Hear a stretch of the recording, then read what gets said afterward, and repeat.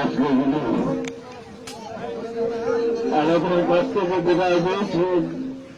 উনি আমাদের গ্রামের একজন সন্তান, উনি আমার ভাই। উনি এই গ্রামে থেকে লেখাপড়া করেছেন। অন্য গ্রামে থেকে লেখাপড়া শেষে তিনি আমাদের গ্রামে করছেন মসজিদে 1027 বছর ইমামতি করেছেন। এবং ওই গ্রামের যে কিছু মানুষকে পথের দিশা দেখিয়েছে, বাড়িতে প্রত্যেকে শান্তির পথে থাকার জন্য যে চেষ্টা করেছে, যে গান চেষ্টা করে মানুষের এই মতো মানুষ করার জন্য চেষ্টা করেছে, কষ্ট করেছে। মানুষকে ভালো কথা, সত্য কথা বলতে হবে, কিছু টিকা লাগে। এই জন্য আমাদের মনে গ্রামের কোন লোকের যদি কোনো কষ্ট থেকে থাকে, আমি দয়া করে আপনাদের পায়ে জোর হাত করে রেখে বলতেছি, আপনারা ওনাকে দয়া করে আল্লাহ রাস্তায় মাফ করে দিবেন।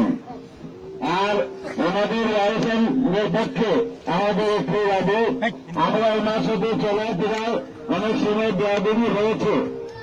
এমন কোন আমরা মানুষ, আমাদের বৈধব্য আছে, আমরা ওনাদের কাছে ক্ষমা পাচ্ছি, আমাদেরকে যেন মাফ করে দেন। আমরা গ্রামে ওনার ছাত্র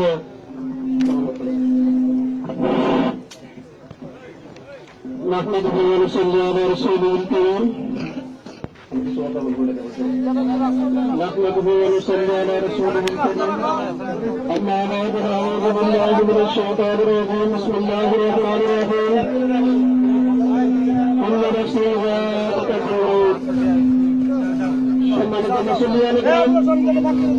সম্মানিত এলাকাবাসী, আমি আপনাদেরকে লক্ষ্য করিয়ে কিছু কথা বলতে ইচ্ছে করছি। আপনারা সেগুলি আমার কথাগুলো মনোযোগ সহকারে শুনবেন।